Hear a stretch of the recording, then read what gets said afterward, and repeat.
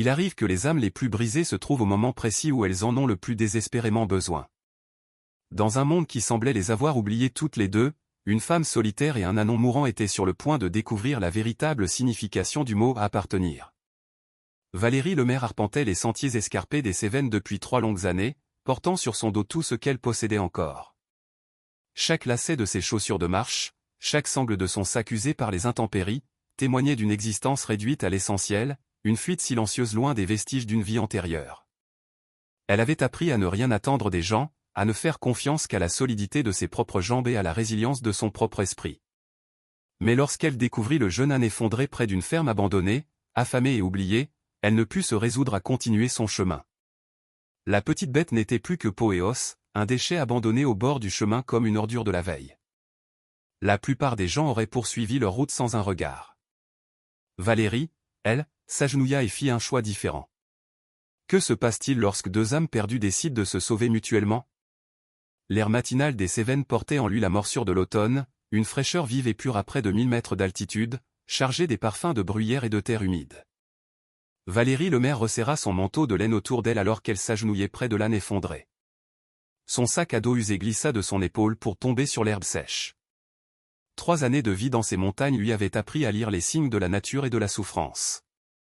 Ce petit animal n'avait plus que quelques heures devant lui, pas des jours. Les côtes de l'ânon saillaient sous une fourrure brune et clairsemée, chaque respiration était un effort visible, un soubresaut douloureux de sa cage thoracique. Ses yeux, bien qu'éteints par la faim, conservaient une étincelle de conscience lorsque Valérie approcha sa main calleuse. Elle avait vu beaucoup de bétail abandonné au cours de ses pérégrinations. Mais il y avait quelque chose dans la résignation silencieuse de celui-ci qui la toucha différemment. Il ne luttait plus contre la mort, il l'attendait simplement, avec la patience de ceux qui sont vraiment oubliés. Doucement, mon petit, murmura-t-elle, sa voix rauque après des jours de silence. L'oreille de l'âne tressaillit à ce son, un minuscule signe de vie qui serra la poitrine de Valérie d'une émotion inattendue.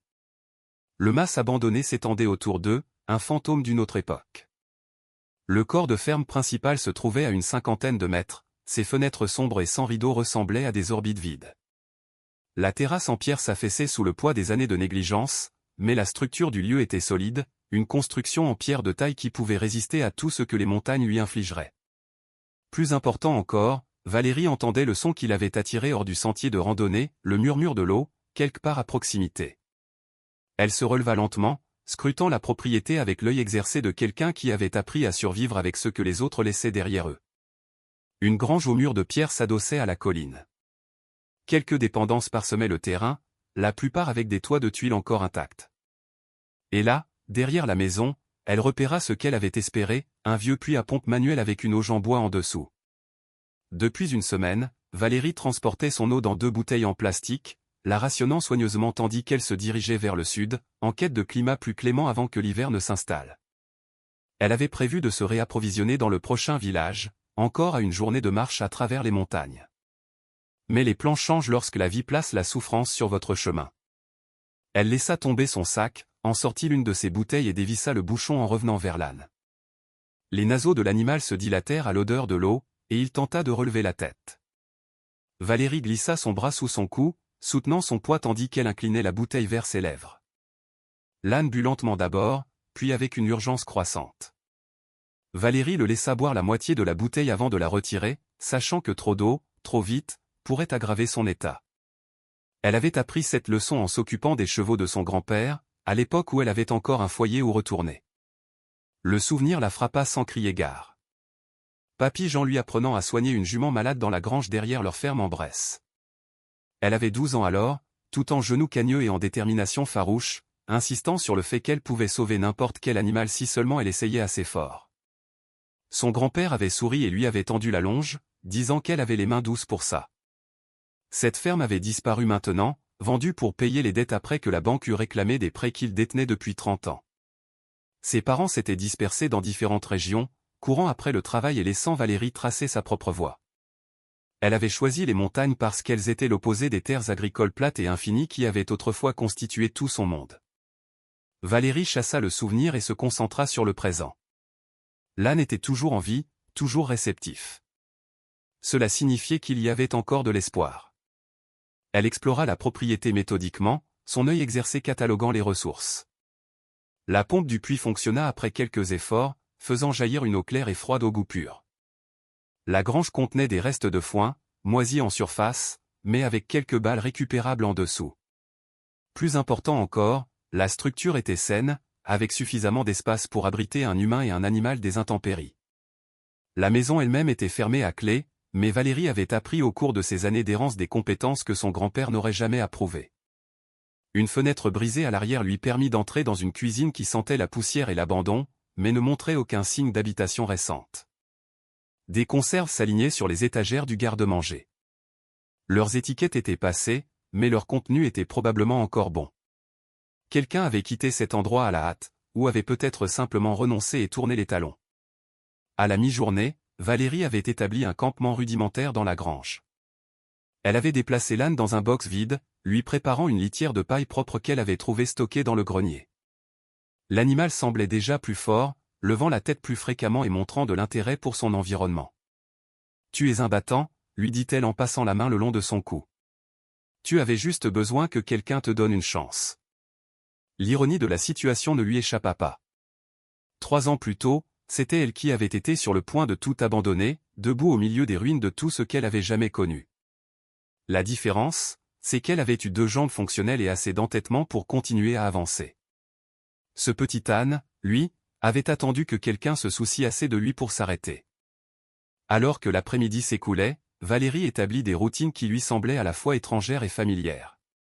Elle mélangea de l'eau avec quelques céréales récupérées, créant une bouillie liquide que l'âne pouvait avaler.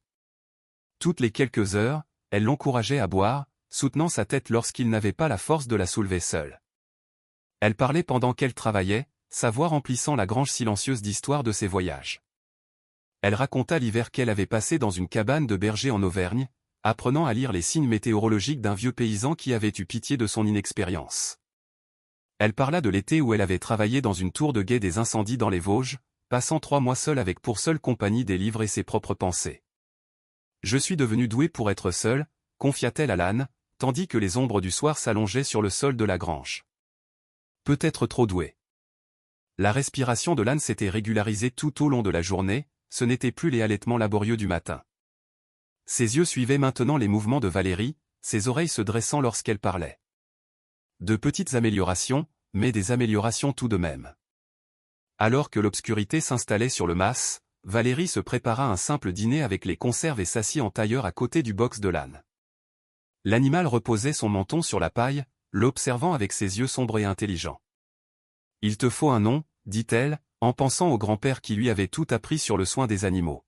« Que dirais-tu de Gaspard » ? C'était le 2e prénom de mon papy. Il t'aurait bien aimé, il avait un faible pour tout ce qui avait besoin d'être soigné. L'oreille de l'âne tressaillit à ce son, et Valérie choisit de le prendre comme une approbation.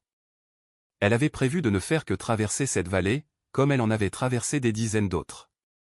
Son sac à dos contenait tout ce qu'elle possédait, un sac de couchage, des vêtements de rechange, des outils de base et les quelques souvenirs qu'elle ne pouvait se résoudre à abandonner. C'était une vie qui tenait dans 15 kilos de nécessités soigneusement choisies. Une vie qui pouvait être remballée et déplacée à tout moment. Mais assise dans la grange silencieuse, avec pour seule compagnie la respiration régulière de Gaspard, Valérie ressentit quelque chose qu'elle n'avait pas éprouvé en 3 ans d'errance, elle se sentait utile, nécessaire, comme si sa présence comptait pour un autre être vivant. Le vent des Cévennes sifflait à travers les interstices des murs de la grange, porteur de la promesse du gel. L'hiver arrivait en altitude, et bientôt ces sommets seraient impossibles à franchir. Elle avait prévu d'être bien plus au sud à cette époque, suivant les oiseaux migrateurs vers des endroits plus chauds où elle pourrait trouver du travail jusqu'au printemps. Au lieu de cela, elle se retrouva à calculer combien de temps le foin stocké pourrait durer, si le vieux poêle à bois de la grange pouvait être remis en marche, combien de nourriture restait dans la maison abandonnée. Elle planifiait un séjour plutôt qu'un départ, quelque chose qu'elle n'avait pas fait depuis qu'elle avait quitté la Bresse. « Juste le temps que tu sois assez fort pour voyager », dit-elle à Gaspard, sans savoir si elle essayait de convaincre l'âne ou elle-même. Ensuite, nous verrons ce qui vient après. Mais même en prononçant ces mots, Valérie sentit le poids d'une décision s'installer autour d'elle comme l'obscurité de la montagne. Pendant 3 ans, elle avait fui la douleur d'avoir perdu tout ce qu'elle avait jamais aimé. Peut-être était-il temps d'arrêter de fuir et de voir si elle se souvenait encore comment construire quelque chose qui valait la peine d'être gardé. l'âne expira profondément et ferma les yeux, lui faisant assez confiance pour dormir en sa présence. C'était une petite chose, mais d'après l'expérience de Valérie, les changements les plus importants commençaient souvent par les plus petits pas. 3 semaines s'étaient écoulées depuis que Valérie avait trouvé Gaspard, et la transformation était remarquable. Les côtes de l'âne n'apparaissaient plus sous son pelage, qui était devenu épais et brillant grâce à des soins appropriés. Il suivait Valérie partout sur la propriété comme un chien dévoué, ses oreilles dressées avec curiosité pour tout ce qu'elle faisait. Le mas abandonné était devenu leur sanctuaire, un lieu où 2 âmes perdues avaient trouvé un but en prenant soin l'une de l'autre. Valérie s'était installée dans des routines qui ressemblaient plus à un foyer que tout ce qu'elle avait connu depuis son départ de la Bresse. Elle se réveillait avec le lever du soleil, vérifiait Gaspard, puis passait ses matinées à explorer la propriété et à faire de petites réparations. Le vieux poêle à bois de la grange fonctionnait parfaitement une fois qu'elle eut nettoyé la cheminée, et elle avait même réussi à réparer la pompe manuelle pour qu'elle fonctionne plus facilement. La maison restait fermée et inexplorée au-delà de son premier raid pour des provisions. Il y avait quelque chose de trop intime, comme si elle violait les souvenirs de quelqu'un d'autre. La grange et les dépendances fournissaient tout ce dont elle et Gaspard avaient besoin. Ce matin-là, Valérie apprenait à Gaspard à marcher avec un licol de fortune qu'elle avait fabriqué avec une vieille corde trouvée dans la grange. L'âne s'était prêté à l'entraînement avec enthousiasme, semblant apprécier la structure et l'attention. Il s'entraînait dans le corral derrière la grange lorsque le bruit de véhicules approchant déchira le silence de la montagne. L'estomac de Valérie se noua. En 3 semaines, il n'avait vu aucun signe de présence humaine. Le mas semblait oublié du monde, ce qui était exactement ce dont elle avait besoin. Elle mena rapidement Gaspard dans la grange et sortit pour faire face à ce qui arrivait. 2 véhicules émergèrent de la lisière des arbres. Un 4x4 noir suivi d'une camionnette blanche avec des plaques d'immatriculation d'aspect officiel. Les mains de Valérie se glissèrent instinctivement dans ses poches, vérifiant les quelques documents personnels qu'elle portait toujours sur elle. Sa vie de vagabonde lui avait appris à se méfier des figures d'autorité, surtout celles qui arrivaient à l'improviste. Le 4x4 s'arrêta près de la maison, et 3 personnes en sortirent. Un homme en costume coûteux malgré le lieu isolé, une femme portant un porte-documents et un dossier en cuir, et un autre homme qui ressemblait à un homme de main. La camionnette contenait 2 autres hommes qui restèrent assis mais gardèrent les yeux fixés sur Valérie. L'homme en costume s'approcha avec un sourire étudié qui n'atteignit pas ses yeux. « Le maire » répondit Valérie prudemment. « Valérie le maire. Je suis monsieur Morel, et voici mademoiselle Legrand de la société Pinacle Développement, dit-il en désignant la femme au porte-documents. Nous ne nous attendions pas à trouver quelqu'un ici. » Valérie ne dit rien, attendant. 3 ans à éviter les questions lui avaient appris la valeur du silence. Cette propriété a été achetée par notre société, continua Morel, son ton devenant plus formel. Nous avons les documents légaux de la vente et les droits de développement. Mademoiselle Legrand s'avança, ouvrant son dossier. Je crains que nous ne devions vous demander de quitter les lieux immédiatement. C'est maintenant une propriété privée. Valérie accepta les papiers qu'il lui tendait, parcourant le jargon juridique avec une inquiétude croissante. Vente de propriété, droit de développement, avis d'expulsion. Les mots se brouillaient alors que son rythme cardiaque augmentait. L'adresse correspondait à ce mas, et la date de la vente ne datait que d'1 semaine. Je ne cause aucun problème, dit Valérie, sa voix stable malgré la panique qui montait dans sa poitrine. Je m'abritais ici temporairement. C'est bien, dit Morel avec une fausse sympathie. Mais nous avons des plans de développement qui exigent que la propriété soit libérée. Vous avez 30 jours pour retirer vos affaires et trouver un autre logement. 30 jours. L'esprit de Valérie se mit à tourner. L'hiver approchait à grands pas en altitude. Dans 30 jours, l'école de montagne serait dangereux, voire impraticable. Mais plus que ça, Gaspard était enfin en bonne santé et heureux. Le déplacer maintenant, perturber la stabilité qu'ils avaient construite, pourrait annuler tous ses progrès. Quel genre de développement ? Demanda-t-elle, bien qu'elle se doutât qu'elle n'aimerait pas la réponse. Des résidences de vacances de luxe, dit mademoiselle Legrand avec l'enthousiasme de quelqu'un décrivant une opportunité merveilleuse. Des propriétés de retraite haut de gamme pour des clients exigeants qui veulent vivre l'authentique style de vie montagnard. Valérie regarda la propriété avec de nouveaux yeux, l'imaginant découpée et transformée en quelque chose d'inconnaissable. La pensée la rendit malade. Cet endroit les avait sauvés, elle et Gaspard. Ils méritaient mieux que d'être transformés en terrain de jeu pour de riches touristes. Les anciens propriétaires, demanda Valérie. Que leur est-il arrivé? Le sourire de Morel se crispa légèrement. Vente de succession. Parfois, les familles ne peuvent pas conserver des propriétés qui deviennent des fardeaux financiers. Cela arrive tout le temps dans les zones rurales. Quelque chose dans son ton ne sonnait pas juste pour Valérie, mais elle garda une expression neutre. Je comprends. 30 jours? Vous avez dit 30 jours? Mademoiselle Legrand confirma, tendant à Valérie une autre liasse de papier. Voici votre avis officiel. Nous comptons sur votre coopération volontaire. La menace implicite flottait dans l'air. Valérie avait rencontré suffisamment de brutes corporatives dans ses voyages pour reconnaître le type. Il s'attendait à ce qu'elle cède immédiatement, qu'elle fasse ses bagages et disparaisse comme le problème qu'elle était clairement à leurs yeux. J'aurai besoin d'un peu de temps pour prendre des dispositions, dit Valérie prudemment. Surtout avec l'hiver qui arrive. Bien sûr, dit Morel, se retournant déjà vers le 4x4. Nous sommes des gens raisonnables. Rappelez-vous simplement, 30 jours. Les véhicules partirent aussi rapidement qu'ils étaient arrivés, laissant Valérie seule, les papiers serrés dans ses mains. Le silence de la montagne revint, mais il semblait différent maintenant, menaçant plutôt que paisible. Valérie retourna lentement à la grange, où Gaspard l'accueillit avec son enthousiasme habituel, lui frottant l'épaule et reniflant les papiers dans sa main. La simple confiance dans ses yeux serra la poitrine de Valérie d'émotion. « On a un problème, mon grand, » dit-elle en caressant son cou. « On dirait qu'on n'est pas aussi bienvenu ici qu'on le pensait. » Elle étala les papiers sur une botte de foin et les lut attentivement. Le langage juridique était dense, mais le message était clair. Pinacle Développement Corporation avait acheté la propriété et avait l'intention de la développer. Toute personne non autorisée avait 30 jours pour quitter les lieux. Mais quelque chose la chicotait en relisant les documents. Le timing semblait suspect. La propriété aurait été vendue il y a à peine une semaine. Pourtant, ces gens étaient arrivés avec des avis d'expulsion déjà préparés.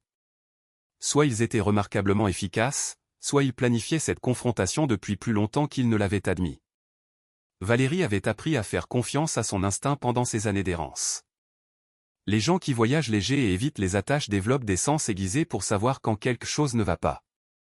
Et tout chez Morel et ses associés semblait faux. La question était de savoir quoi faire. Valérie avait passé 3 ans à perfectionner l'art de tourner le dos au problème. C'était plus facile que de se battre, plus propre que de s'impliquer. Elle avait appris que les attachements menaient à la douleur, que trop se soucier des lieux où des gens ne faisaient que rendre les choses plus difficiles quand il fallait inévitablement partir. Mais en regardant Gaspard, en bonne santé et content dans son box, Valérie ressentit quelque chose qu'elle n'avait pas éprouvé depuis des années, le désir de se battre pour quelque chose au lieu de fuir. Cet endroit leur avait donné à tous les deux une seconde chance.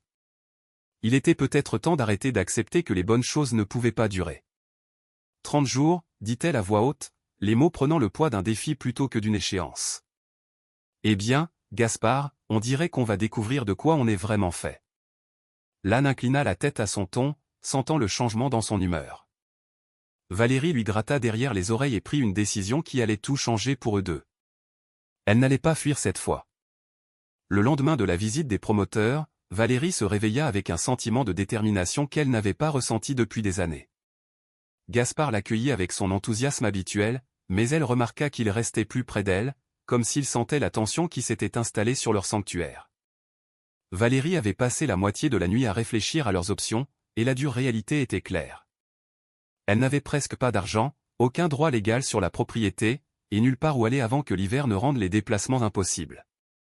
Mais elle avait aussi quelque chose qu'elle avait presque oublié pendant ces années de dérive, la détermination têtue qui avait autrefois aidé son grand-père à sauver une ferme mourante à travers 3 années de sécheresse. Elle attacha le licol de fortune à Gaspard et le conduisit au corral pour son exercice matinal. L'âne était devenu plus fort et plus confiant au cours des dernières semaines, et Valérie était fière de le voir trotter dans l'enclos. Son rétablissement était la preuve que les choses brisées pouvaient guérir avec des soins appropriés et du temps. « Nous devons trouver un autre endroit », lui dit-elle alors qu'il lui frottait l'épaule. « Un endroit sûr pour l'hiver, un endroit d'où ils ne pourront pas nous chasser. » Mais même en prononçant ces mots, Valérie connaissait le défi auquel elle était confrontée. La plupart des propriétés abandonnées de la région auraient le même problème, une propriété peu claire et la menace constante de développement ou de complications juridiques. Elle avait besoin de quelque chose de plus permanent, de plus sûr. Après avoir ramené Gaspard dans son box, Valérie mit son sac à dos et partit pour le village. Cèdres-sur-Loire était à 40 minutes de marche sur la route de montagne, une petite communauté qui desservait les fermes éparses et les touristes saisonniers. Elle l'avait évité pendant son séjour au Mas, préférant l'isolement aux questions et à la suspicion que les étrangers attiraient souvent dans les petites villes. Mais maintenant, elle avait besoin d'informations, et les villes étaient l'endroit où vivaient les informations. Cèdres-sur-Loire se composait d'une rue principale bordée de devantures usées, dont la moitié semblait définitivement fermée. Les commerces restants s'adressaient aux habitants et aux quelques touristes qui s'aventuraient aussi loin des sentiers battus. Valérie s'arrêta d'abord à l'épicerie du village, un bâtiment tentaculaire qui semblait vendre de tout, des produits d'épicerie à la quincaillerie. L'homme âgé derrière le comptoir leva les yeux de son journal quand elle entra, ses yeux observant ses vêtements usés et son apparence burinée avec l'évaluation pratiquée de quelqu'un qui avait vécu dans une petite ville toute sa vie. « Je peux vous aider à trouver quelque chose ?» demanda-t-il, pas inamical, mais prudent. « Des informations, principalement, » dit Valérie en s'approchant du comptoir. « Je cherche une propriété à louer dans la région, quelque chose d'isolé, adapté pour garder quelques animaux. » L'homme, dont le badge indiquait Marcel Dubois, se pencha en arrière sur sa chaise. « Vous êtes nouvelle par ici ?»« De passage, » dit Valérie, puis elle se ravisa. L'honnêteté pourrait mieux la servir que l'évasion.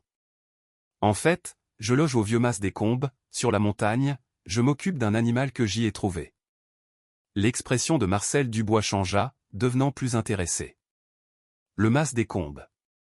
Ça fait des mois qu'il est vide. Je pensais que la banque s'occupait de la succession. C'était le cas, jusqu'à ce qu'une société de développement l'achète la semaine dernière, dit Valérie. Ils m'ont donné 30 jours pour partir. Pinacle Développement. Le ton de Marcel Dubois devint vif. C'est fils de... Il se reprit et regarda autour du magasin vide. Ces gens-là rôdent par ici depuis des mois, faisant des offres sur des propriétés qui ne sont pas à vendre. Valérie sentit une étincelle d'espoir. D'autres ont eu des problèmes avec eux. Des problèmes ? Marcel Dubois rit amèrement. Il harcèle la moitié des familles de la vallée, prétendant avoir des acheteurs alignés pour des développements de luxe. La plupart des gens leur ont dit où ils pouvaient se mettre leurs offres, mais l'argent parle assez fort pour faire changer d'avis certains. C'était exactement le genre d'information dont Valérie avait besoin. Y a-t-il d'autres propriétés abandonnées dans la région ? Un endroit que je pourrais légalement louer ou garder. Marcel Dubois l'étudia un long moment, puis sembla prendre une décision. Vous avez dit que vous aviez trouvé un animal là-haut ? Un âne. Un jeune mâle, presque mort de faim quand je l'ai trouvé. Il est en bonne santé maintenant, mais le déplacer en hiver pourrait être dangereux. Quelque chose dans l'expression de Marcel Dubois s'adoucit. Un âne, vous dites. Robe grise, des marques blanches autour du museau. Valérie hocha la tête, surprise par la description spécifique. Ce serait Gaspard, dit Marcel Dubois. L'âne primé de Tom Dupont. Tom tenait énormément à cet animal, il l'a élevé depuis qu'il était ânon. Quand Tom est mort et que la famille n'a pas pu gérer la propriété, ils ont tout laissé derrière eux, y compris ce pauvre Gaspard. Les pièces du puzzle s'assemblèrent pour Valérie. Donc, il n'a pas été abandonné par des étrangers. Son propriétaire est décédé ? Il y a 3 mois. Crise cardiaque alors qu'il vérifiait une clôture. La famille vit à l'est. Aucun intérêt pour un mas de montagne. La banque a pris le relais, mais personne n'a pensé aux animaux jusqu'à ce qu'il soit trop tard. Marcel Dubois secoua la tête. Tom aurait eu le cœur brisé de savoir que Gaspard souffrait. Valérie ressentit un mélange de tristesse et de colère. Gaspard avait failli mourir à cause de la négligence et de la surveillance bureaucratique. Pas étonnant qu'il ait si bien répondu à des soins constants et à de l'attention. La famille Dupont, dit Valérie prudemment. Seraient-ils intéressés de savoir que l'âne de leur père est vivant et en bonne santé ? Le visage de Marcel Dubois s'éclaira. J'ai leurs coordonnées quelque part. La fille de Tom a appelé il y a quelques mois pour régler la succession. Elle semblait assez correcte, juste dépassée par les complications juridiques. Cela pourrait être l'opportunité dont Valérie avait besoin. Si elle pouvait établir une sorte de lien légitime avec la propriété en s'occupant de Gaspard, cela pourrait lui donner un statut juridique pour contester les plans de la société de développement. Il y a autre chose que vous devriez savoir, continua Marcel Dubois en baissant la voix. Pinacle Développement n'est pas exactement ce qu'ils prétendent être. Mon neveu travaille au bureau du cadastre, et il dit que certains de leurs papiers ne tiennent pas la route. Le pouls de Valérie s'accéléra. Vous pensez qu'il opère illégalement? Je pense qu'ils prennent des raccourcis et comptent sur le fait que les gens sont trop intimidés ou trop pauvres pour se battre, dit Marcel Dubois. La plupart des gens ici ne peuvent pas se payer d'avocats pour contester des transactions foncières suspectes. Valérie remercia Marcel Dubois pour les informations et acheta des provisions de base avec le reste de son argent. En remontant la route de montagne, son esprit passait en revue les possibilités. Si Pinacle Développement utilisait des tactiques douteuses, et si elle pouvait établir un lien légitime avec la propriété du pont grâce aux soins de Gaspard, elle pourrait avoir une chance de se battre. Mais cela signifierait faire quelque chose qu'elle avait évité pendant 3 ans, s'enraciner, créer des liens, faire confiance aux gens pour l'aider au lieu de tout gérer seule. De retour au mas, Valérie trouva Gaspard qui l'attendait près de la porte de la grange, les oreilles dressées comme s'il avait guetté son retour. Elle lui gratta derrière les oreilles et sentit le poids de la responsabilité s'installer sur ses épaules. « On dirait qu'on va devenir légaux, mon grand, dit-elle. Il est temps de voir si je me souviens comment me battre pour quelque chose qui me tient à cœur. » L'âne renifla doucement, et Valérie choisit d'interpréter cela comme un encouragement. Valérie passa les 3 jours suivants à explorer chaque propriété abandonnée à distance de marche du mas. Avec Gaspard la suivant à son licol, ils inspectèrent de vieilles fermes, des concessions minières abandonnées et des cabanes oubliées éparpillées dans la vallée. Elle dessina des cartes approximatives dans un carnet qu'elle avait trouvé dans la maison du mas, marquant chaque emplacement avec des notes sur les sources d'eau, la qualité de l'abri et l'accessibilité. Les résultats étaient décourageants. La plupart des structures étaient trop endommagées pour fournir un abri adéquat, surtout avec l'hiver qui approchait. Celles qui restaient saines n'avaient pas de source d'eau fiable ou étaient situées dans des zones trop exposées aux intempéries de la montagne. Pire encore, plusieurs montraient des signes d'activité de géomètres récentes, de petits drapeaux et des marqueurs qui suggéraient que Pinacle Développement avait repéré des emplacements dans toute la vallée. Le 4e jour, Valérie dut faire face à une vérité inconfortable. Le mas des Combes était la meilleure option à des kilomètres à la ronde. Peut-être le seul abri viable pour elle et Gaspard pendant les mois d'hiver. Se battre pour lui n'était plus seulement une question de principe. C'était une question de survie. Elle ramenait Gaspard de leur dernière expédition lorsqu'ils rencontrèrent quelqu'un d'inattendu. Un homme âgé était assis à cheval à la jonction où la route du mas rejoignait le sentier principal de la vallée, attendant clairement leur arrivée.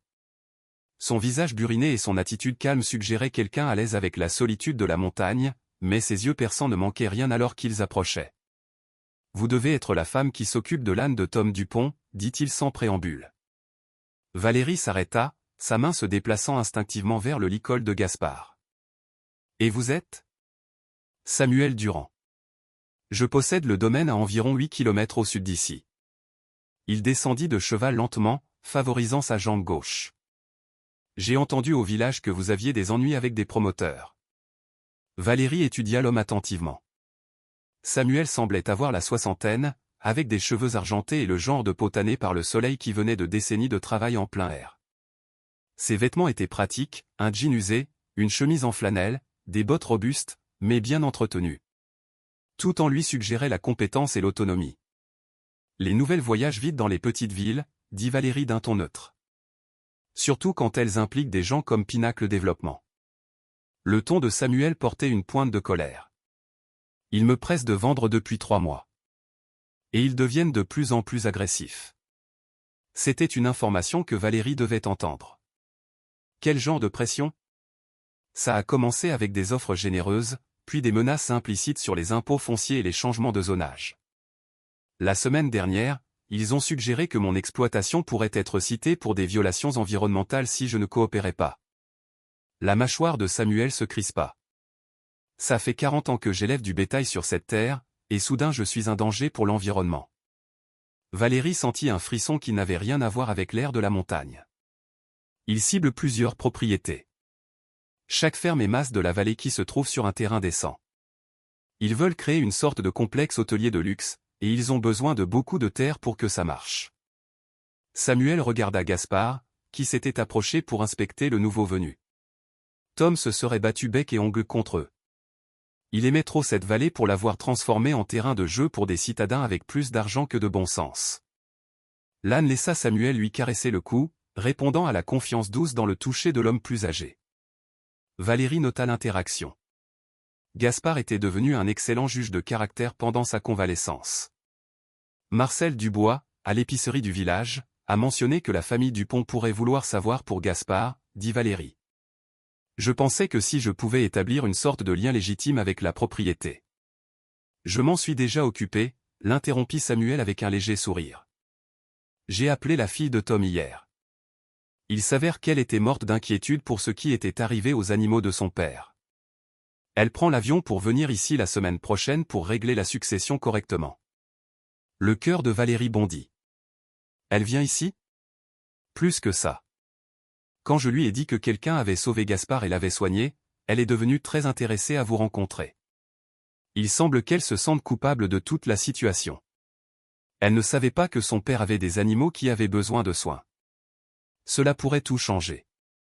Si la famille Dupont était disposée à impliquer Valérie dans le règlement de la succession, cela pourrait lui donner un statut juridique pour contester les revendications de Pinacle Développement.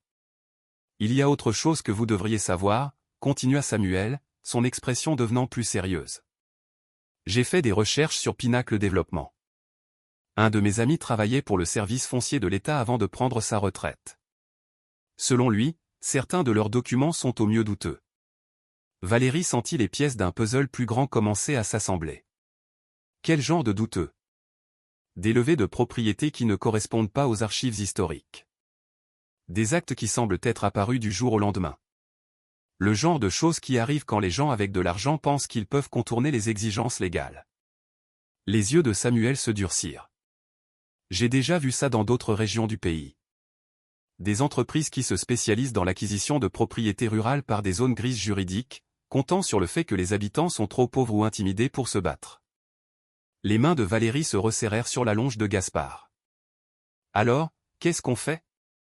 La question la surprit dès qu'elle la posa. Pendant 3 ans, son premier instinct avait été d'éviter la confrontation, de faire ses bagages et de passer à autre chose lorsque les situations devenaient compliquées. Mais quelque chose à propos de cet endroit, de la guérison de Gaspard et de la présence stable de Samuel, faisait que fuir semblait être le mauvais choix. Samuel haussa un sourcil, mais son ton était approbateur. Eh bien, d'abord, nous nous assurons que vous avez un statut légal pour être ici. Si Sandrine Dupont, la fille de Tom, est prête à officialiser une sorte d'arrangement de gardiennage pour Gaspard, cela vous donne une raison légitime de rester sur la propriété. Valérie hocha la tête, suivant sa logique. Deuxièmement, nous documentons tout ce que Pinacle Développement a fait et dit. Chaque menace, chaque document douteux, chaque tactique de pression qu'ils ont utilisée sur vous ou sur quiconque dans la vallée. Samuel sortit un petit carnet de sa poche de chemise. Je tiens un registre de leur visite chez moi. Vous devriez faire de même. Et ensuite? Ensuite, nous nous battons. Correctement et légalement, mais nous nous battons. Samuel remonta sur son cheval avec des mouvements prudents. Cette vallée abrite des familles de travailleurs depuis plus d'un siècle. Je serais damné si je laisse des accapareurs de terres corporatifs la transformer en parc d'attractions pour touristes riches. Alors que Samuel s'éloignait à cheval, Valérie ressentit quelque chose qu'elle n'avait pas éprouvé depuis des années, le sentiment de faire partie de quelque chose de plus grand que sa propre survie. Gaspard lui frotta l'épaule, et elle réalisa que l'âne lui avait donné plus que de la compagnie. Il lui avait donné une raison d'arrêter de fuir et de commencer à tenir bon.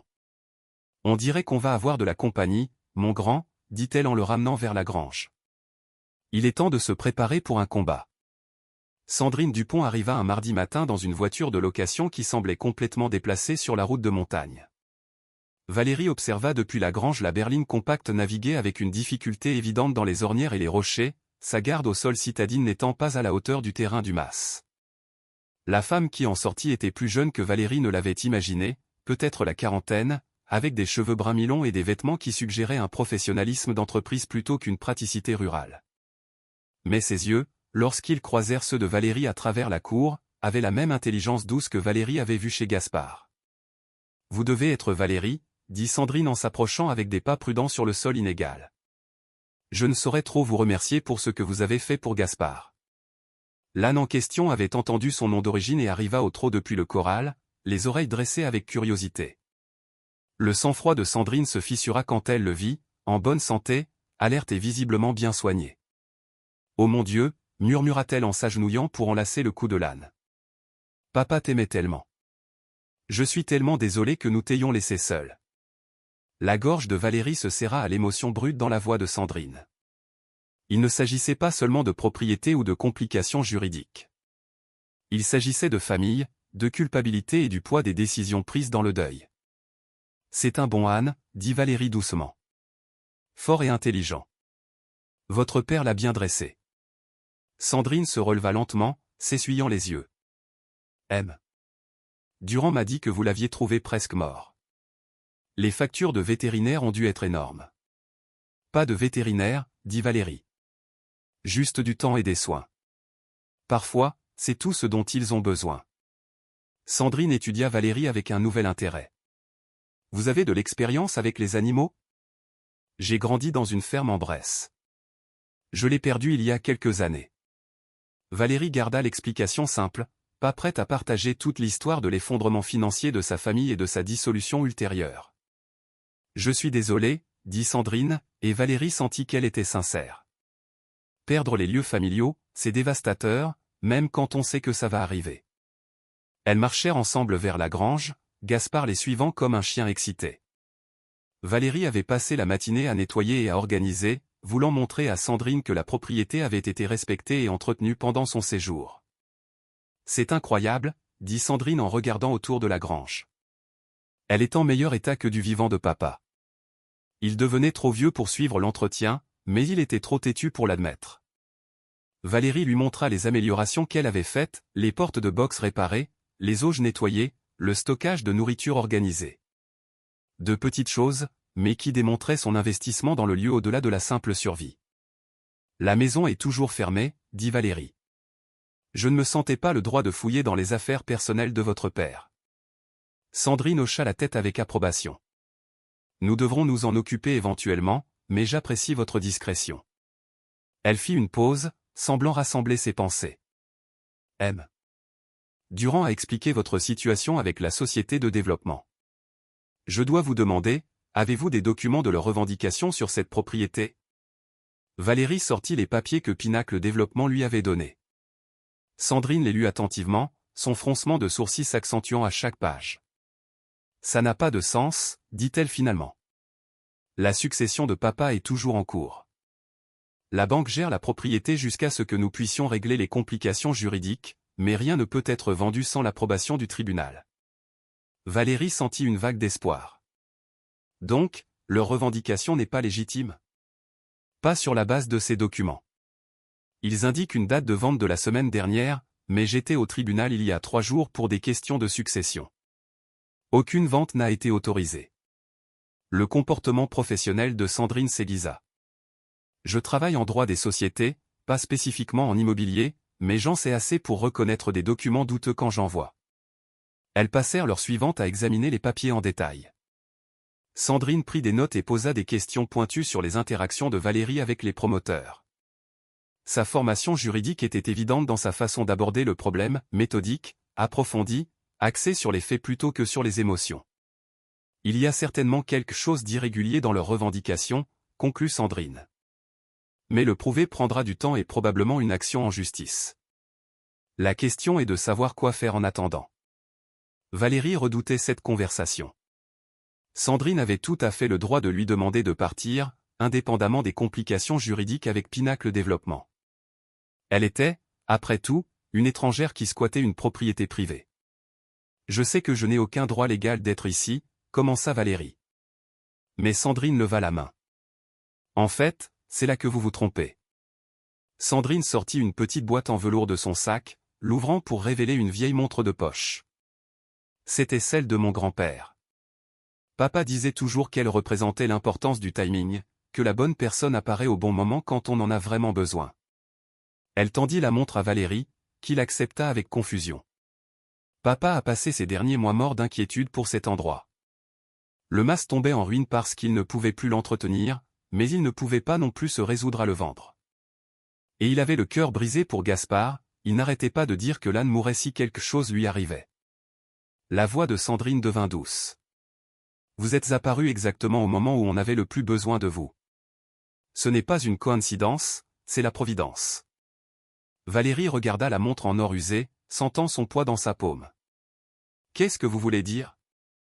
Je veux dire que je veux vous offrir un poste officiel de gardienne de la propriété. Le gîte et le couvert en échange de l'entretien des bâtiments et des soins aux animaux. Cela vous donnerait un statut légal pour être ici et nous aiderait à préserver l'héritage de papa pendant que nous réglons la succession. L'offre était plus que ce que Valérie avait osé espérer. Mais des années de dure expérience lui avaient appris à examiner attentivement les cadeaux avant de les accepter. Et votre famille? N'ont-ils pas leur mot à dire sur ce qui arrive à la propriété? L'expression de Sandrine s'assombrit légèrement. Mon frère vit sur la Côte d'Azur et veut tout vendre le plus rapidement possible.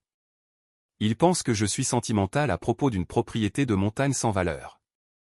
Mais en tant que co-exécutrice de la succession, j'ai l'autorité de prendre les décisions nécessaires concernant la gestion de la propriété. Valérie comprenait la dynamique familiale compliquée par le deuil et l'argent. Et quand la succession sera réglée? Cela pourrait prendre des mois, peut-être plus, si nous devons nous battre contre les revendications de Pinacle Développement.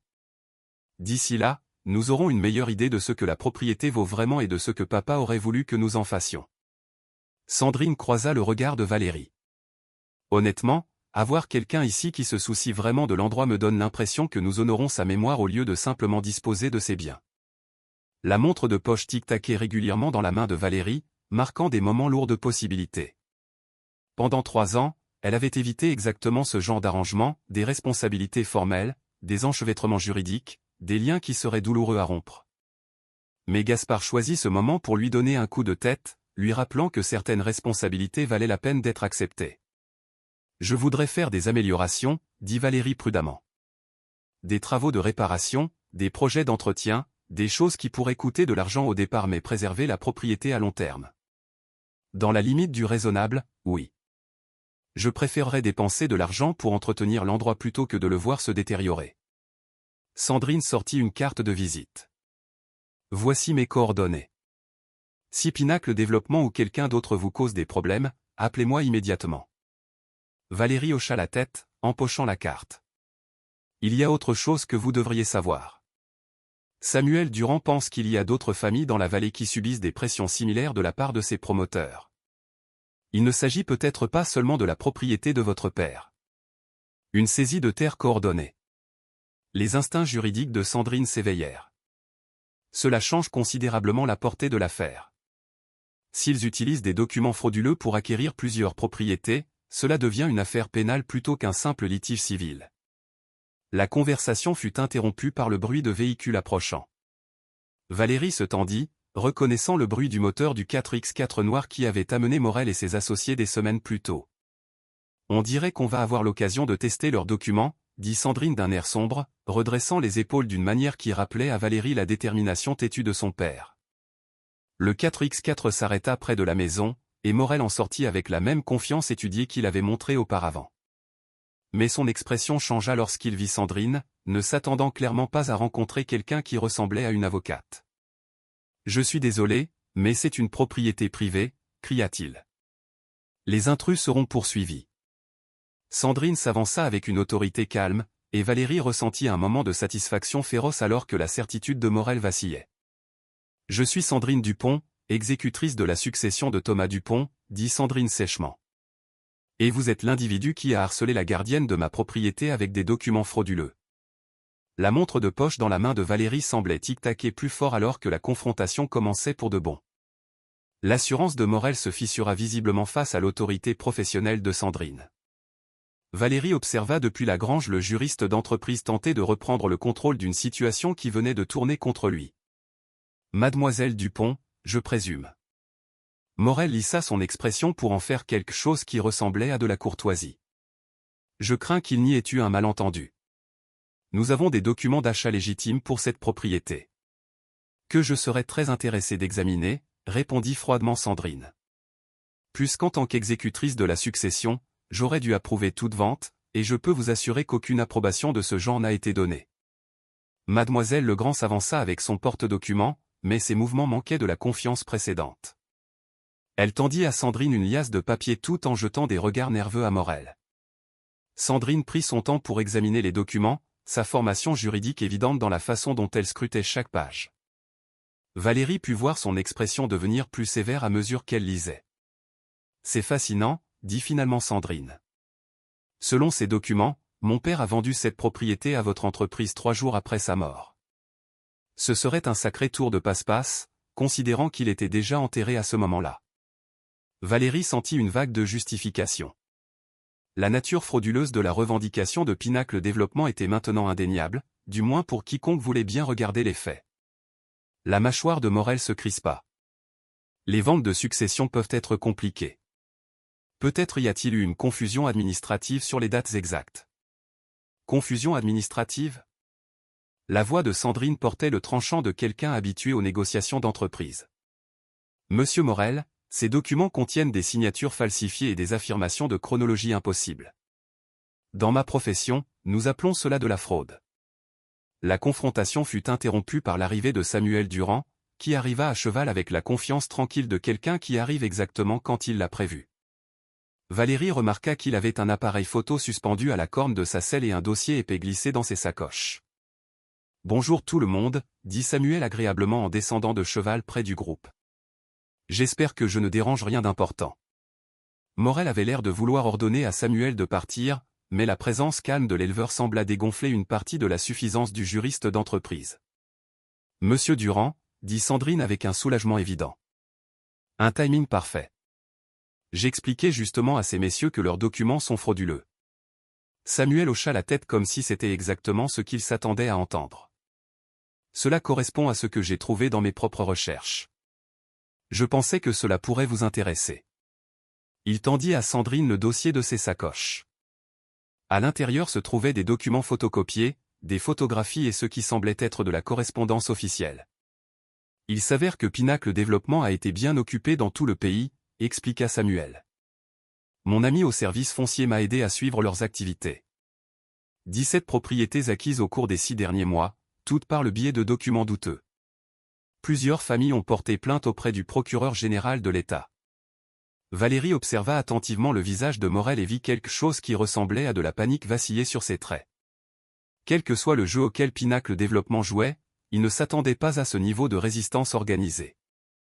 Ce sont des allégations graves, dit mademoiselle Legrand, mais sa voix manquait de conviction. Elle était clairement le membre junior de l'équipe et n'avait probablement pas signé pour une fraude criminelle en acceptant le poste. Ce ne sont pas des allégations, dit fermement Sandrine. Ce sont des faits documentés.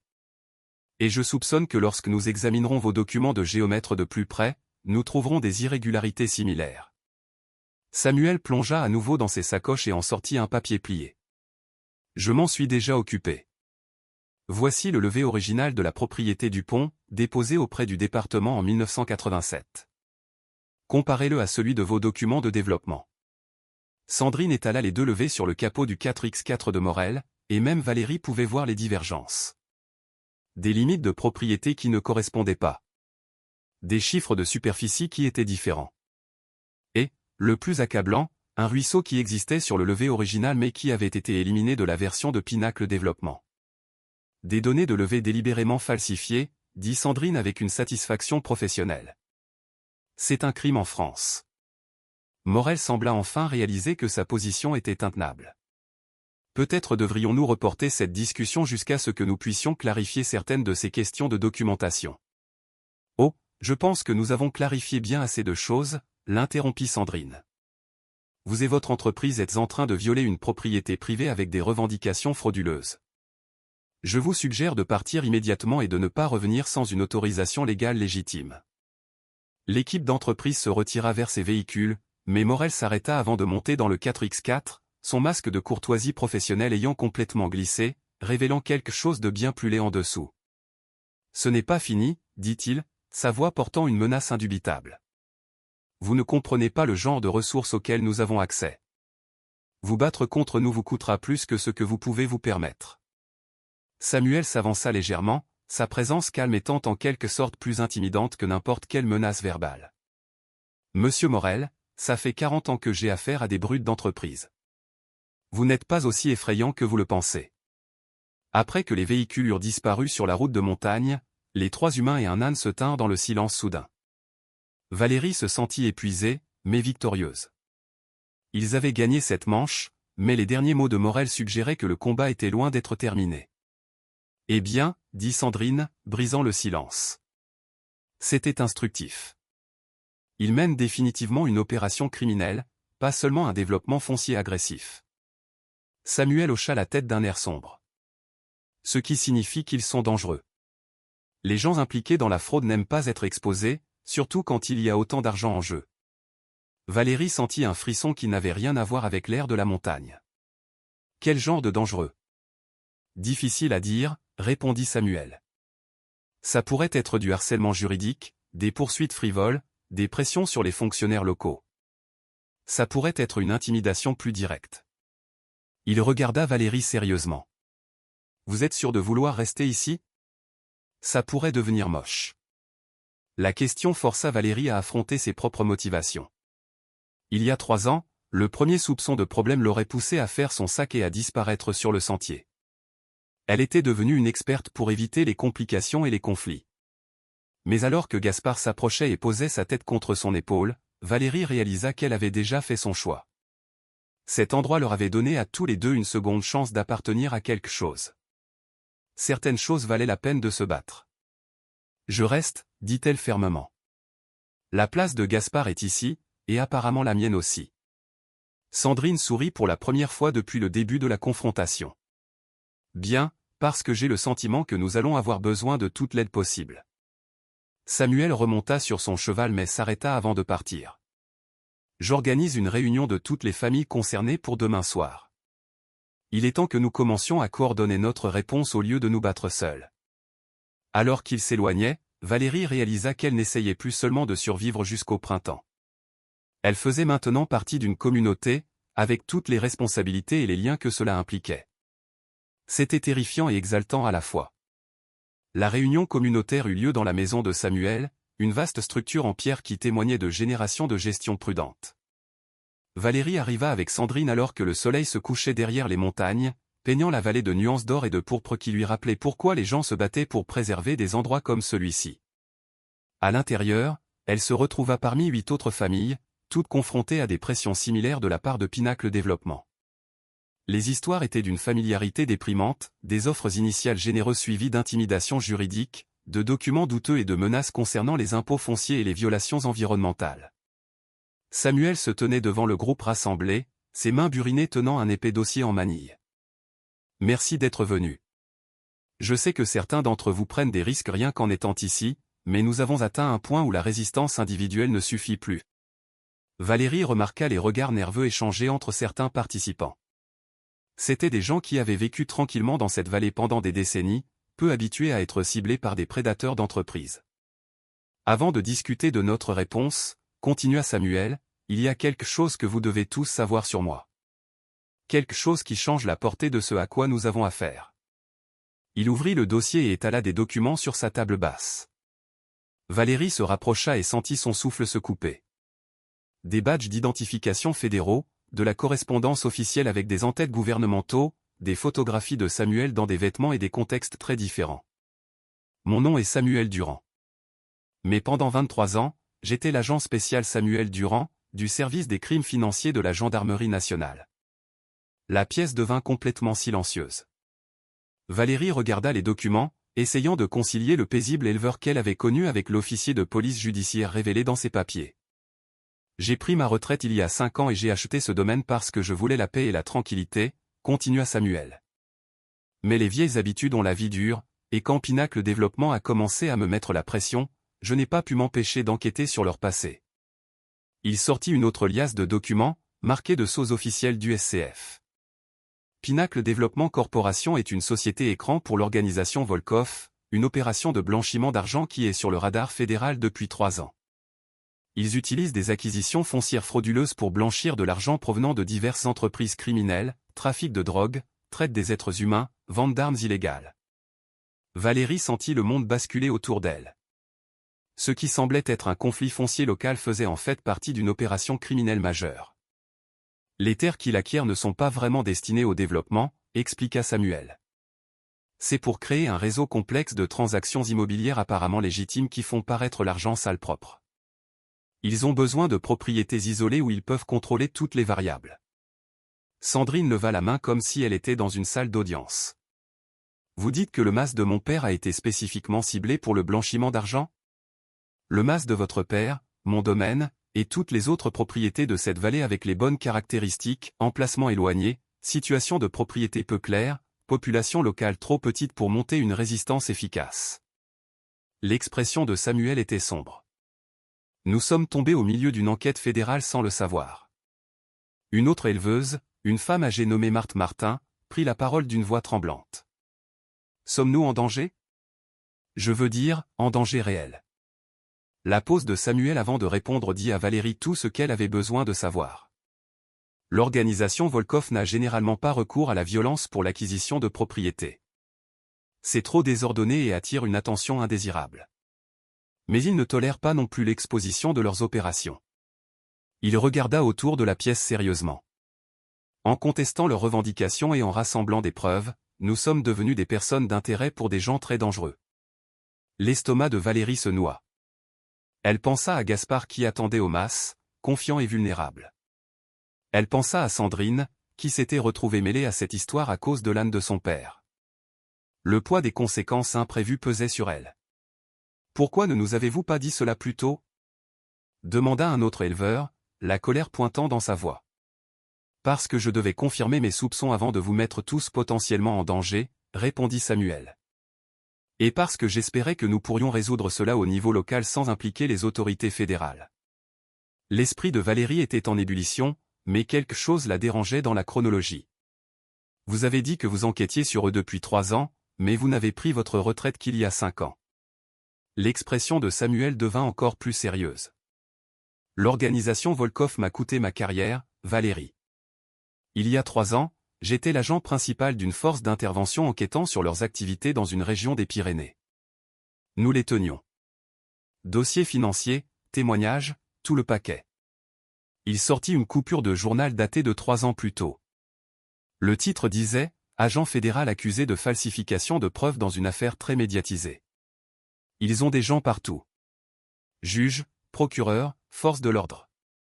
Quand nous nous sommes trop approchés, ils ont détruit ma réputation et m'ont forcé à prendre une retraite anticipée. L'affaire a été classée, les preuves déclarées irrecevables, et j'ai eu de la chance d'éviter moi-même des poursuites pénales. La pièce éclata en conversation inquiète. Mais Valérie se concentra sur un autre détail. Vous avez dit qu'ils vous avaient ciblé spécifiquement parce que vous enquêtiez sur eux. C'est ce que je pensais, dit Samuel. Mais maintenant, je me demande si ce n'est pas l'inverse. Et s'ils planifiaient cette opération dans la vallée depuis des années et qu'ils ont agi contre moi dans les Pyrénées pour dégager la voie à l'acquisition ici? Sandrine se pencha en avant, son esprit juridique s'engageant avec les implications. Vous suggérez qu'ils ont fait des recherches sur la propriété foncière dans cette région, vous ont identifié comme un obstacle potentiel, et ont détruit votre carrière pour neutraliser la menace. Ça semble paranoïaque, mais ça correspond à leur schéma. L'organisation Volkov se spécialise dans la planification à long terme et l'élimination systématique des obstacles. La voix de Samuel portait le poids de l'expérience personnelle. Il joue aux échecs pendant que nous jouons aux dames. Valérie sortit de sa poche la montre que Sandrine lui avait donnée. Le tic-tac régulier semblait plus fort dans la pièce soudainement silencieuse, marquant des moments lourds de danger. Demanda Marthe. Sûrement que la gendarmerie locale ou le procureur de la République peuvent aider. Samuel secoua la tête. J'ai vérifié, et il y a des liens financiers entre des fonctionnaires locaux et des entreprises liées à l'organisation Volkov. Pas nécessairement de la corruption, mais assez pour me rendre prudent sur qui nous pouvons faire confiance. Toute l'étendue de leur situation devenait claire. Ils ne se battaient pas seulement contre un accaparement de terre. Ils s'opposaient à une organisation criminelle avec des ressources, des relations et une histoire de destruction de quiconque menaçait leurs opérations. Alors, qu'est-ce qu'on fait? Demanda Valérie, se surprenant elle-même en prenant la parole. On fuit? On espère qu'ils se désintéresseront si on ne se bat pas? Fuir ne marche pas avec ces gens-là, dit Samuel d'un air sombre. Ils sont déterminés à avoir cette vallée, et ils élimineront toutes les brebis galeuses qui pourraient exposer leur opération plus tard. Sandrine se leva, arpentant la pièce jusqu'à la fenêtre qui donnait sur la vallée qui s'assombrissait. Vous parlez de protection des témoins, n'est-ce pas? Des gendarmes mobiles, de nouvelles identités, tout le programme. C'est une possibilité, admit Samuel. Mais cela signifierait tout laisser derrière soi de façon permanente. Nouveau nom, nouvelle vie, aucun contact avec quiconque de votre passé. La poitrine de Valérie se serra. Après 3 ans d'errance, elle avait enfin trouvé un endroit où elle appartenait. La pensée de le perdre, et de perdre Gaspard, la rendit physiquement malade. Il y a une autre option, continua Samuel doucement. Nous pourrions travailler avec les autorités fédérales pour rassembler des preuves contre l'organisation Volkov. Aider à finir ce que mon équipe a commencé il y a 3 ans. Vous voulez dire infiltrer? Demanda Sandrine. Je veux dire utiliser notre position pour documenter leurs activités et fournir des preuves à une force d'intervention fédérale. C'est dangereux, mais c'est aussi le seul moyen de les arrêter définitivement. Valérie regarda autour de la pièce les visages remplis de peur et d'incertitude. C'étaient de bonnes personnes qui n'avaient jamais rien demandé de tout cela. Ils voulaient juste vivre tranquillement sur leur terre et qu'on les laisse tranquilles. Mais parfois, réalisa Valérie, on ne choisit pas ses batailles. Parfois, ce sont elles qui vous choisissent. J'en suis, dit-elle, les mots sortant avant qu'elle ne puisse y réfléchir à 2 fois. Quoi qu'il en coûte pour les arrêter.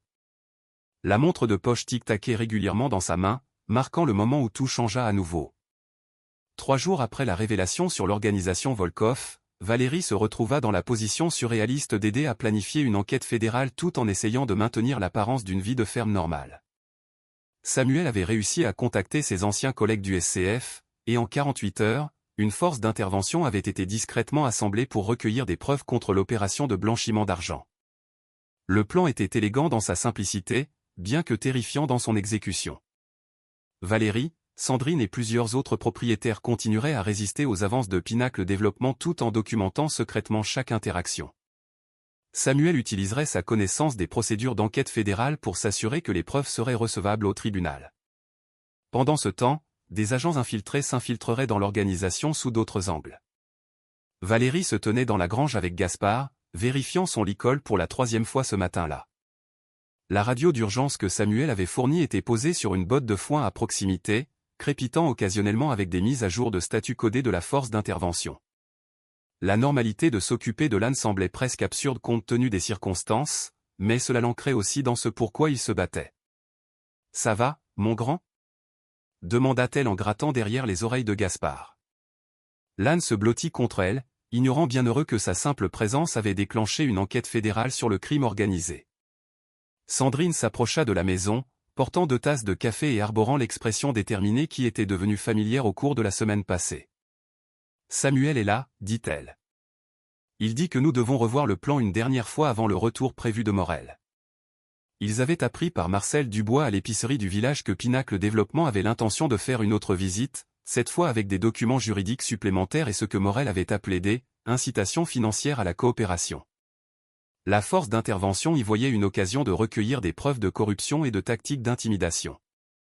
Dans la maison, Samuel étala des schémas et du matériel sur la table de la cuisine. Caméra cachée, dispositif d'enregistrement, traceur GPS, les outils de l'enquête fédérale moderne qui auraient semblé de la science-fiction aux éleveurs qui s'étaient initialement installés dans cette vallée. Rappelez-vous, votre sécurité est plus importante que toute preuve que nous pourrions recueillir, souligna Samuel pour la 12e fois.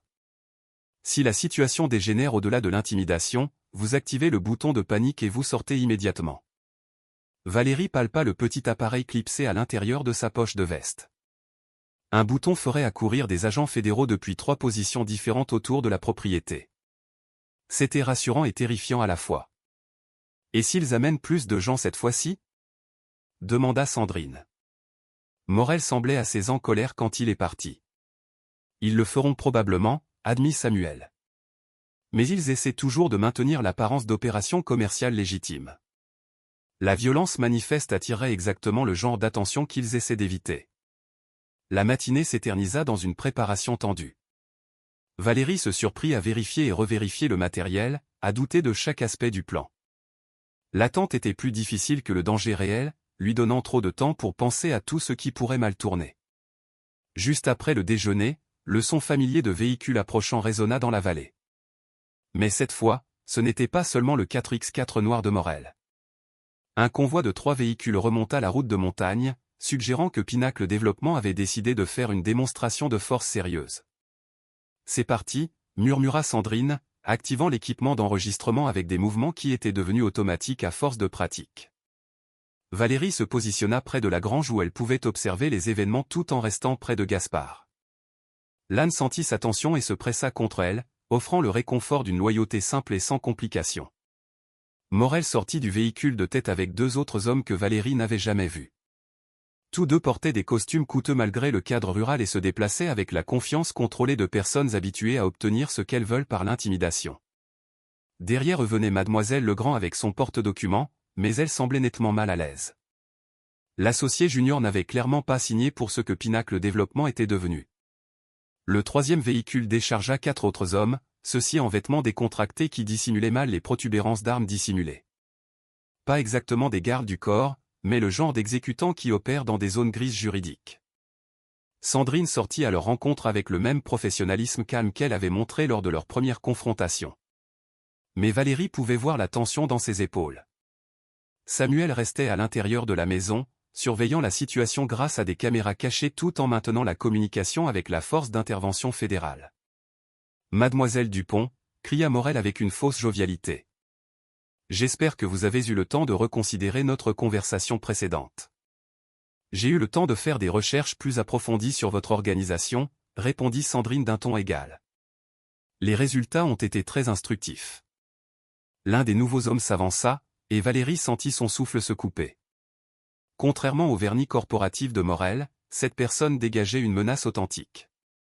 Son sourire était froid et calculateur, l'expression de quelqu'un qui appréciait d'avoir du pouvoir sur les autres. « Mademoiselle Dupont, mon nom est Victor Kozov. Je représente les principaux investisseurs de Pinacle Développement Corporation. » Son accent portait juste une pointe d'origine européenne. « Peut-être que nous pouvons résoudre ce malentendu plus efficacement que mes collègues n'ont réussi à le faire. » Le sang de Valérie se glaça. Samuel leur avait montré des photographies d'agents connus de l'organisation Volkov, et Victor Kozov y figurait en bonne place.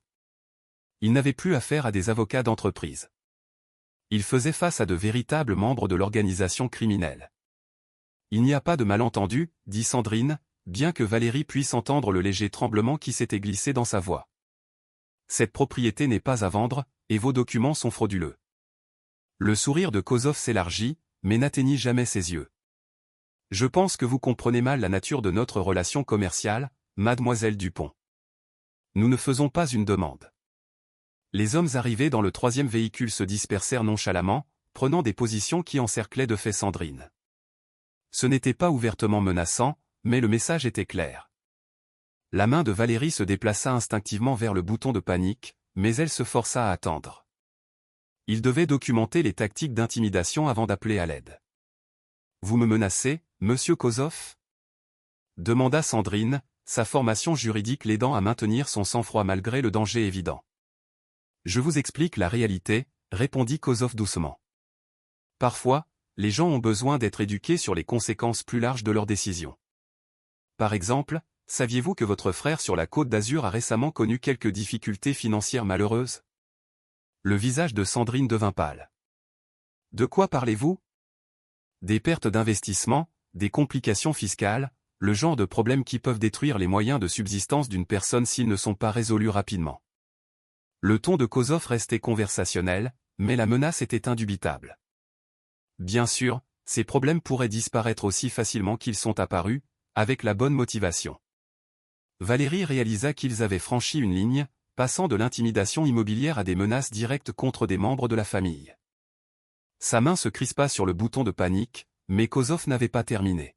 « Et votre charmante gardienne » continua-t-il en faisant un signe de tête vers Valérie. « Un passé si intéressant.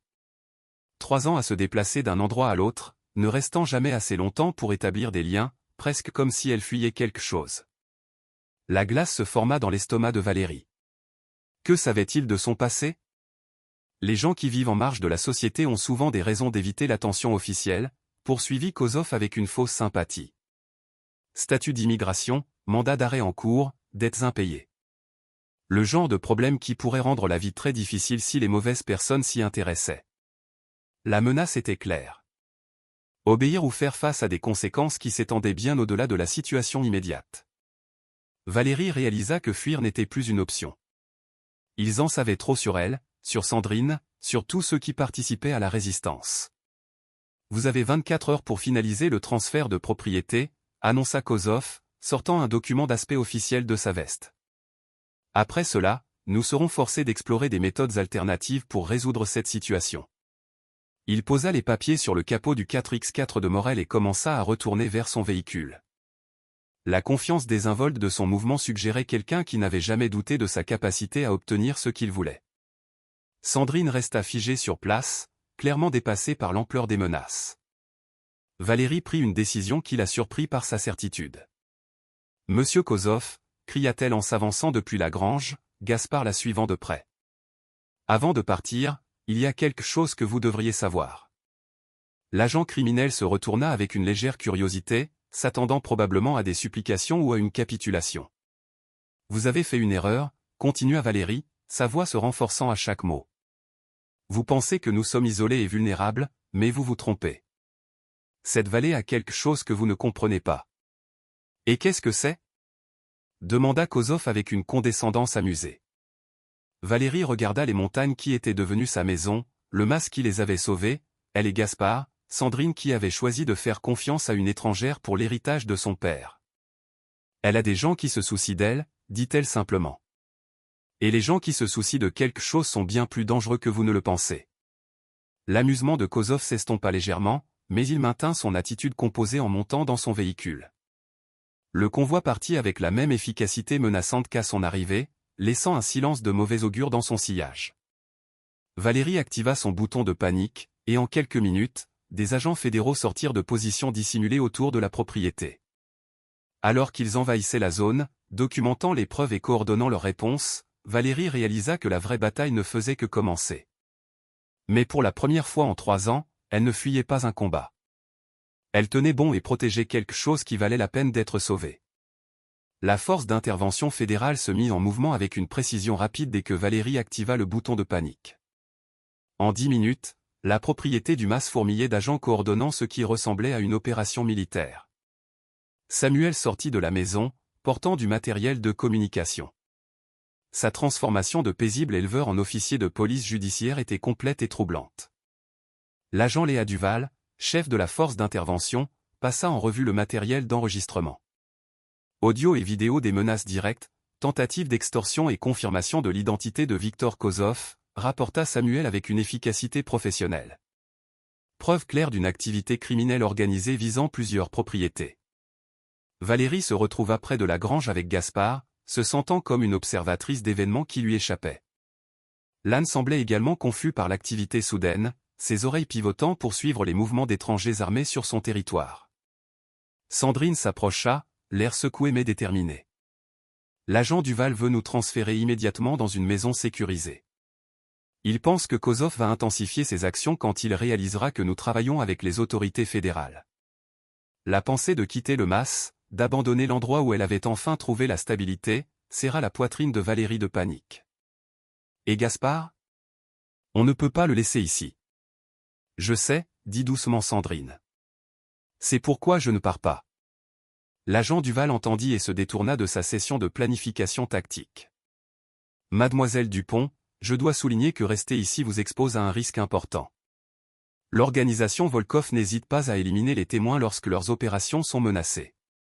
Et je dois souligner que c'est le mas de mon père, répondit Sandrine avec de l'acier dans la voix. Il a passé 40 ans à construire quelque chose ici, et je ne laisserai pas des criminels m'en chasser. Valérie ressentit une vague d'admiration pour le courage de Sandrine, mais aussi un sentiment croissant de responsabilité. La situation avait dégénéré parce qu'elle avait choisi de se battre au lieu de disparaître tranquillement. La sécurité de tous dépendait maintenant de décisions qu'elle avait contribué à mettre en branle. Et si nous retournions la situation ? Dit soudain Valérie, l'idée se formant au fur et à mesure qu'elle parlait. Au lieu de fuir, et si nous utilisions leurs attentes contre eux ? L'agent Duval parut intrigué malgré sa préférence évidente pour l'extraction des civils du danger. Expliquez. Kozov nous a donné 24 heures pour nous conformer à leur demande. Il s'attendra soit à une capitulation, soit à une autre confrontation à la fin de ce délai. L'esprit de Valérie parcourut les possibilités. Mais si nous leur donnions quelque chose qu'ils n'attendent pas? Samuel s'approcha, son expression passant de protectrice à stratégiquement intéressée. Vous pensez à un piège. Je pense que nous devrions arrêter de réagir à leurs mouvements et commencer à les faire réagir aux nôtres, précisa Valérie. Ils ont choisi cette vallée parce qu'ils pensaient que ce serait facile. Des gens isolés sans ressources pour se battre. Montrons-leur à quel point ils avaient tort. L'agent Duval secoua la tête. Utiliser des civils comme appâts dans une opération fédérale viole tous nos protocoles. Nous ne sommes pas des appâts, dit fermement Sandrine. Nous sommes des partenaires. C'est notre maison, notre communauté. Nous avons le droit de la défendre. Avant que l'agent Duval ne puisse répondre, la radio de Samuel crépita avec une transmission urgente. Il écouta un instant, puis leva les yeux avec une satisfaction sombre. Les unités de la force d'intervention en position dans la vallée viennent d'intercepter des communications sur un calendrier accéléré. Les hommes de Kozov prévoient d'agir ce soir au lieu d'attendre l'échéance des 24 heures. Le sang de Valérie se glaça. Agir comment? Inconnu, mais ils amènent du personnel et du matériel supplémentaire. Quoi qu'ils prévoient, c'est plus gros qu'une simple intimidation. L'agent Duval coordonnait déjà la réponse via son casque, mais Valérie pouvait voir le problème tactique se développer. Les agents fédéraux étaient préparés pour la surveillance et la collecte de preuves, pas pour un assaut immédiat sur la propriété. Combien d'agents avez-vous en position? Demanda Sandrine. 12 dans la zone immédiate. 8 autres au village en renfort, répondit l'agent Duval en étudiant des cartes tactiques. S'ils amènent des renforts importants, nous pourrions être en infériorité numérique. Valérie regarda la propriété du mas avec de nouveaux yeux, la voyant non pas comme un sanctuaire, mais comme un champ de bataille. La grange, la maison, le corral où Gaspard passait ses journées étaient des cibles potentielles ou des positions défensives dans un conflit qu'elle n'aurait jamais imaginé en trouvant un âne mourant au bord de la route. Il y a autre chose, dit-elle doucement. Gaspard ne me quittera pas. Si des coups de feu éclatent, il essaiera de me protéger au lieu de courir se mettre à l'abri. L'absurdité de la situation la frappa, planifier une opération de police judiciaire fédérale autour de la sécurité d'un âne qui était devenu le centre de son monde. Mais Samuel hocha la tête avec une compréhension totale. Les animaux choisissent leurs humains. Une fois qu'ils ont fait ce choix, rien ne les fait changer d'avis. L'agent Duval regarda Valérie, Sandrine et l'âne comme si elle essayait de résoudre une équation impossible. Donc, nous avons 2 civils qui refusent la protection et un âne qui ne les abandonnera pas. Face à un nombre inconnu de criminels armés qui arriveront dans. Elle vérifia sa montre, environ 4 heures. C'est à peu près ça, confirma Valérie. L'agent étudia la situation tactique un instant de plus, puis sembla prendre une décision qui violait clairement sa formation et ses instincts. Très bien. Si vous êtes déterminé à rester, nous ferons avec ce que nous avons. Mais cette opération suit les règles fédérales, ce qui signifie que vous suivez les ordres sans poser de questions quand les choses deviennent dangereuses. Valérie hocha la tête, ressentant un mélange de soulagement et de terreur. Elle était engagée maintenant, pleinement investie pour aller jusqu'au bout, quelles qu'en soient les conséquences. L'après-midi s'écoula, et Valérie se retrouva dans l'étrange position d'aider des agents fédéraux à préparer sa maison pour un siège potentiel. Des positions défensives furent établies, les lignes de communication testées. Des plans d'urgence furent élaborés pour divers scénarios. Pendant tout ce temps, Gaspard resta à ses côtés, sa présence calme lui rappelant pourquoi elle se battait. À l'approche du coucher du soleil, une voix annonça depuis la station de communication « Ils arrivent ». Plusieurs véhicules, environ 12 à 15 individus, approchant par la route principale. L'agent Duval leva sa radio. Toutes les unités, ici le commandement. L'opération est maintenant active. Rappelez-vous, nous avons besoin de preuves et d'arrestations, pas d'une fusillade. Le convoi qui s'approcha du mas était plus grand et mieux organisé que tout ce que Valérie avait imaginé. 6 véhicules se déployèrent sur la propriété en formation tactique, leurs occupants émergeant avec la précision coordonnée d'une unité militaire. Victor Kozov se tenait près du véhicule de tête, ne se donnant plus la peine de prétendre à des négociations commerciales légitimes. Valérie observait depuis sa position près de la grange, chaque muscle tendu par l'anticipation. Gaspard se tenait à côté d'elle, son attitude habituellement calme remplacée par une méfiance alerte. Ici l'agent Duval, vint la voix dans l'oreillette de Valérie. Toutes les unités, maintenez la position jusqu'à ce que nous ayons une preuve claire d'activité criminelle. N'engagez pas le combat à moins que les civils ne soient en danger immédiat. Kozov s'approcha de la maison à grandes enjambées, flanqué de 2 hommes qui ne faisaient aucune tentative pour dissimuler les armes sous leur veste. Mademoiselle Dupont, cria Kozov avec une courtoisie simulée. Je suis sûr que vous avez eu le temps de reconsidérer notre offre généreuse. Sandrine sortit de la maison avec le même professionnalisme calme qu'elle avait maintenu tout au long de l'épreuve. Monsieur Kozov, comme je l'ai expliqué, cette propriété n'est en aucun cas à vendre.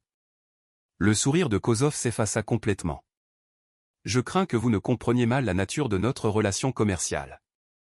Ce n'est plus une négociation. Il fit un geste à ses associés, qui commencèrent à se diriger vers la maison avec une intention évidente. L'un des hommes de Kozov sortit un pied de biche et s'approcha de la porte d'entrée. Nous allons mener notre propre évaluation de la valeur de la propriété. Avec ou sans votre permission. C'est une effraction, dit fermement Sandrine, bien que Valérie puisse entendre la peur s'insinuer dans sa voix. Ce sont les affaires, répondit froidement Kozov. Alors que l'homme au pied de biche commençait à forcer la serrure, Gaspard prit une décision qui changea tout. Lannes avait observé la scène avec une agitation croissante. Lorsqu'un des hommes de Kozov s'approcha de la grange où Valérie était positionnée, Gaspard s'avança avec un braiement de défi qui résonna dans toute la propriété. Le son était si inattendu et agressif que plusieurs criminels se saisirent instinctivement de leurs armes, soudainement confrontés à une menace qu'ils n'avaient ni anticipée ni préparée. Gaspard se planta carrément entre Valérie et l'étranger qui approchait, les oreilles en arrière et les dents découvertes en signe d'avertissement sans équivoque. Kozov se tourna vers l'agitation, son plan tactique minutieux perturbé par quelque chose d'aussi simple qu'un animal protecteur. « Occupez-vous de l'animal » lança-t-il à ses subordonnés. L'homme le plus proche de Gaspard sortit un pistolet, avec l'intention claire d'éliminer ce qu'il considérait comme un obstacle mineur. Le monde de Valérie se rétrécit à ce seul instant, l'arme se levant vers Lannes qui était devenu le centre de sa vie. Non. Elle se jeta en avant sans réfléchir, plaçant son corps entre le pistolet et Gaspard. Le criminel hésita, peu disposé à tirer sur un témoin humain sans ordre direct. Mais son moment d'incertitude fut tout ce dont les agents fédéraux avaient besoin. Gendarmerie. Tout le monde à terre, maintenant. La voix de l'agent Duval tonna sur la propriété alors que des équipes tactiques émergeaient de positions dissimulées autour du mas. L'organisation de Kozov s'était préparée à une résistance des forces de l'ordre local, mais il ne s'attendait pas à se retrouver encerclé par une force d'intervention fédérale dotée d'une puissance de feu et d'une autorité légale écrasante. Les minutes suivantes se brouillèrent dans la mémoire de Valérie, des ordres criés, le son d'armes tombant, les mouvements efficaces des agents sécurisant les suspects et les preuves. Pendant tout ce temps, elle resta accroupie à côté de Gaspard, ses bras autour du cou de Lannes tandis qu'il se calmait progressivement de sa frénésie protectrice. « C'est fini » dit Sandrine, apparaissant à leur côté alors que les derniers hommes de Kozov étaient emmenés. Ils sont tous en état d'arrestation. L'agent Duval s'approcha avec Samuel juste derrière elle, tous deux affichant des expressions de satisfaction professionnelle mêlées d'un soulagement évident. « Excellent travail, tout le monde, dit l'agent. Nous avons des preuves documentées d'extorsion, d'effraction, de violation sur les armes et d'association de malfaiteurs qui devraient mettre toute l'organisation sous les verrous pendant des décennies. » Valérie regarda autour du mas, le voyant à nouveau transformé. Ce qui était un champ de bataille quelques minutes auparavant devenait une scène de crime. « Qu'est-ce qui se passe maintenant » demanda-t-elle, encore en train de digérer le passage rapide du danger à la sécurité. « Maintenant, on nettoie, dit Samuel avec un sourire fatigué. Et vous gardez votre maison. Gaspard frotta l'épaule de Valérie, cherchant l'assurance que la menace était passée. Elle lui gratta derrière les oreilles et réalisa que le simple acte de loyauté de Lannes avait été le catalyseur qui avait fait tomber toute une entreprise criminelle. « Bon garçon, murmura-t-elle. Tu as bien fait. » 6 mois plus tard, Valérie se tenait sous le soleil matinal devant la grange fraîchement rénovée, regardant Gaspard mener un petit groupe d'animaux secourus autour du corral. Lannes était devenu une sorte de célébrité locale après que la nouvelle de l'enquête fédérale se soit répandue dans la vallée, mais il semblait plus intéressé par son nouveau rôle de doyen de ce qui était devenu le sanctuaire animalier du mas des Combes. Les documents juridiques dans la main de Valérie le rendaient officiel, la propriété permanente du bien, transféré par la famille de Sandrine en reconnaissance de ses soins pour la terre et l'âne bien-aimé de son père. Les papiers représentaient quelque chose que Valérie n'avait jamais osé espérer pendant ses 3 années d'errance, un endroit qui était vraiment, légalement, et en permanence, son foyer. « Tu n'arrives toujours pas à y croire ?» demanda Sandrine, s'approchant avec 2 tasses de café et l'expression satisfaite de quelqu'un qui avait réussi à naviguer dans des procédures juridiques complexes. « Certains jours, j'ai l'impression de rêver, » admit Valérie. « Il y a 3 ans, je n'avais rien d'autre qu'un sac à dos et nulle part où aller. Maintenant, je possède un mas et je dirige un sanctuaire pour animaux. » La transformation ne s'était pas faite du jour au lendemain. L'enquête fédérale sur l'organisation Volkov avait pris des mois, avec Valérie et Sandrine témoignant devant des juges d'instruction et fournissant des preuves qui ont aidé à condamner Victor Kozov et ses associés.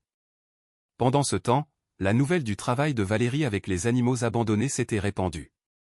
Lentement, d'autres créatures secourues avaient trouvé leur chemin jusqu'au mas. « Papa aurait adoré ça, » dit Sandrine, en regardant une vieille jument brouter paisiblement à côté de l'âne qui avait tout commencé. Il disait toujours que la terre vous dit ce qu'elle veut être si vous l'écoutez attentivement. Valérie avait découvert que la terre voulait être un sanctuaire, un endroit où les créatures brisées pouvaient guérir et retrouver un but, un peu comme ce qu'elle avait fait pour elle. Samuel s'approcha, arrivant de son propre domaine. « Bonjour, mesdames, dit-il. » Il tendit à Valérie une enveloppe d'aspect officiel avec des sceaux gouvernementaux. À l'intérieur se trouvait une lettre du SCF la remerciant pour son aide dans l'enquête Volkov, ainsi qu'une citation pour coopération civile dans les activités de police judiciaire. « Penses-tu qu'ils sont vraiment finis ? L'organisation Volkov ? » Cette branche, oui, répondit sérieusement Samuel. Kozov et ses lieutenants seront en prison pour les 20 prochaines années. Le réseau financier a été démantelé et leur projet d'acquisition de propriété a été complètement exposé. Les 3 restèrent dans un silence confortable, regardant Gaspard. « J'ai des nouvelles, » dit Sandrine. Le règlement juridique des avoirs saisis de l'organisation Volkov est arrivé hier. Entre les compensations d'assurance pour le harcèlement et le programme de restitution fédérale, le sanctuaire sera financièrement sécurisé pour un bon moment. Il y a autre chose. On m'a offert un poste au bureau du procureur général de l'État, à la tête d'une nouvelle force d'intervention pour protéger les communautés rurales de la fraude foncière des entreprises. Le poste est basé à Lyon, mais il implique beaucoup de déplacements. J'espérais pouvoir garder une chambre permanente ici au mas, l'utiliser comme base d'opération. Le sourire de Valérie revint en force. J'aimerais beaucoup ça. Gaspard aussi. Comme s'il était appelé par son nom, Gaspard trotta jusqu'à la clôture où il se tenait. Son pelage était épais et brillant, ses yeux vifs de santé et de contentement. Il frotta l'épaule de Valérie avec l'affection familière qui était devenue aussi naturelle que de respirer. « Tu sais, » dit Valérie en lui grattant derrière les oreilles, « quand je t'ai trouvé ce premier jour, je pensais que je te sauvais la vie. Il s'avère que tu sauvais la mienne. » L'âne renifla doucement, comme si de telles observations philosophiques le dépassaient. Il avait du foin à manger, de l'eau à boire, un endroit sûr pour dormir et des gens qui se souciaient de lui. Du point de vue de Gaspard, c'était suffisant pour n'importe quelle créature. Valérie sortit la montre de poche que Sandrine lui avait donnée il y a des mois, écoutant son tic-tac régulier marquer des moments qui ne semblaient plus empruntés ou temporaires. Le temps s'écoulait différemment quand on avait un endroit où appartenir. « Allez, mon grand, » dit-elle à Gaspard en ouvrant la barrière pour le laisser retourner dans le corral avec ses protégés. « Nous avons des animaux à soigner. » L'âne trotta devant elle, impatient de retourner à son travail d'accueil des perdus, leur apprenant que la maison était plus qu'un simple lieu. C'était le sentiment d'être apprécié exactement tel que l'on est. Valérie le suivit dans le sanctuaire qu'ils avaient construit ensemble, son sac à dos usé maintenant suspendu, oublié, dans la grange, n'étant plus nécessaire à quelqu'un qui avait enfin appris que rester pouvait être plus courageux que de partir.